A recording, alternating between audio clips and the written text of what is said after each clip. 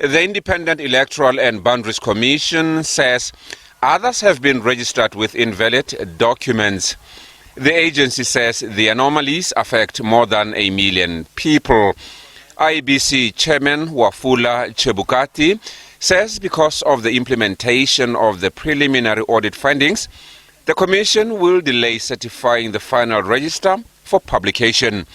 The Commission said earlier that it will publish the register of voters on or before 9th June, but it has since pushed back the date to 20th June 2022 as it seeks to address the findings by KPMG, the firm contracted to do the audit.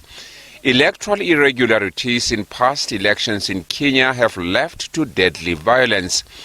This year's elections will be held on 9th of August. 4 presidential candidates have been cleared to run in the election, including David Mwaure, George Wajakoya, Raila Odinga, and William Ruto. All right, we're joined now by Macharia Munene, who is Professor of International Relations, United States International University, Associate Fellow, Horn Institute. Thank you so much for joining us. Let's just first start with what you would say are the baseline problems that Kenya's electoral system faces.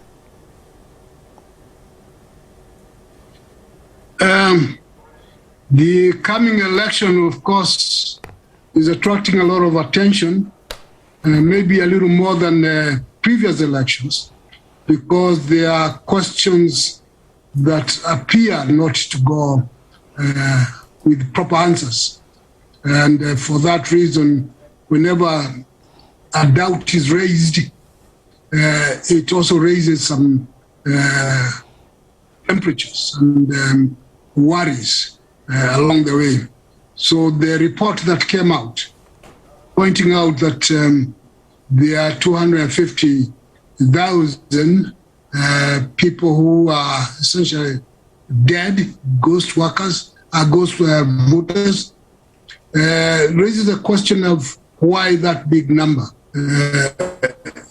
Assuming that actually that number, the 250 people have died since 2017 voters, then that's a very high number, because it turns out to be about 50,000 voters dead every year. And there's a question about that. What is it that has happened? At least it is good that it's been caught and they can clean up. They can claim that the people died from 2017, and that's why the names are appearing. But that number looks high to a lot of people.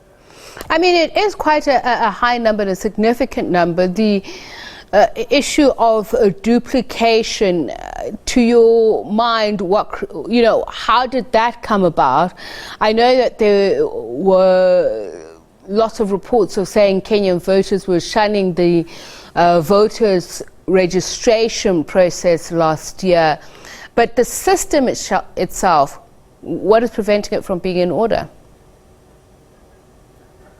The duplication of voters is more worrying than even the dead people, because that would appear to be a real deliberate attempt to have people who are registered more than once, and or showing something is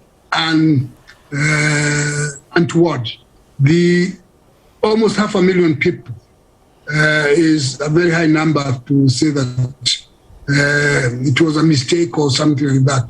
So it appears as if there was a deliberate effort somewhere to get people registered more than once so that they can appear to vote more than once in different places. The question then is, who did that? There is also the issue of transferring people.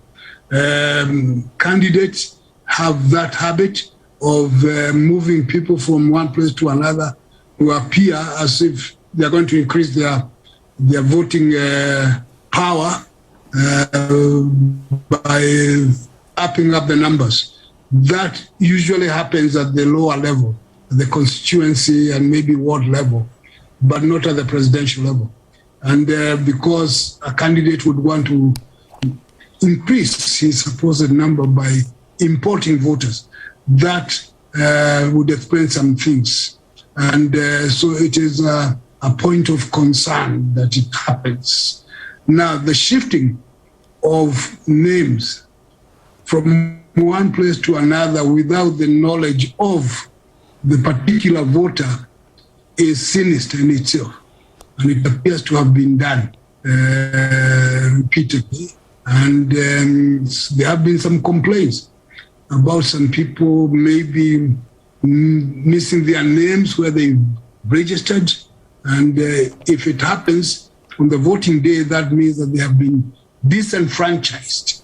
And if they are disenfranchised, that's a recipe for possible chaos on the voting day or thereafter.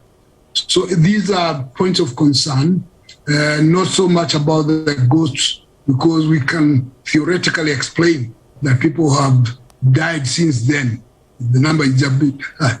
But multiple registration and moving of people from their particular place to others, and then people being put on the register without having followed the right procedure, saying that they have names that do not match either the passport or the national ID.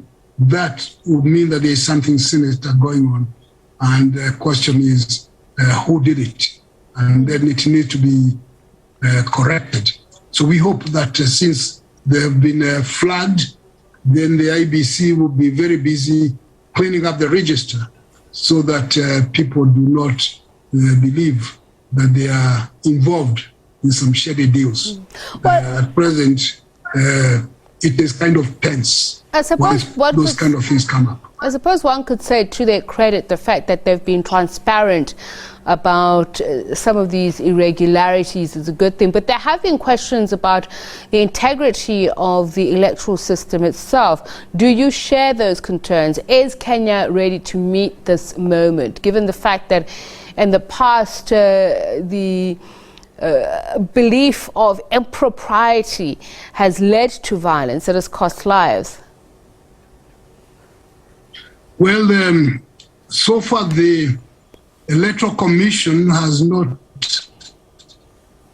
carried itself very well. And the exercise within the last week or so of having to approve people and then remove the approval because of discrepancies or the seeming double standards in the way people are supposedly approved or not approved raises serious concern. And yes, I'm worried about that because the impression itself, and it doesn't seem to have happened before like this, the impression that the Commission does not seem to know what it is doing is a source of trouble, because people should be having confidence, they should have trust in the IEBC, but some of its decisions and behavior have created more tension than restoring confidence. We hope that in the next 2 months, they'll be able to generate confidence more than they have at present. There were tests about transmission of results, and it turns out that not all stations are ready. They don't have the equipment. And so there raises what is going on here. Is it possible that some results might be doctored or announced wrongly, and since they cannot be transmitted immediately due to lack of technological capacity? So the Commission so far has not generated a lot of confidence because of some of those things that are happening, and people are concerned. You say some of the decisions as well have, raised disquiet. Which particular decisions? Well, in the presidential nominations, before there were a lot of candidates, and many of them were weeded out, and some reasons were given, although some people don't believe that there were genuine reasons. There are concerns about that. But the one specific case where one candidate was given the certificate and another one was denied. So when the one who was denied raised a concern and said that person, the other person has exactly the same qualification and documents as I do, so why did you give him and not me? And then the commission reversed itself. It was not a very good picture because it showed that they were not very sure what they were doing. And they should not be giving impression that they are confused, because to make a decision then reverse within a day and then somebody else is seemingly denied until they make a lot of noise, and it becomes one of those examples. Then there is an appearance that some people, the reasons being given are not the best for denying them the opportunity. There was an incident of where one person was simply locked out instead of being allowed to go and present his papers or make his case. And since he made a lot of noise, the whole country got to see it. And no good explanation was given for that kind of thing. So the behavior of the commission is raising more questions than answers. And since there are some examples here and there, people have reason to be worried. Well, thank you so much for speaking to us and sharing your insights, Professor Macharia Munene, Professor of International Relations at the United States International University, Associate Fellow, the Horn Institute.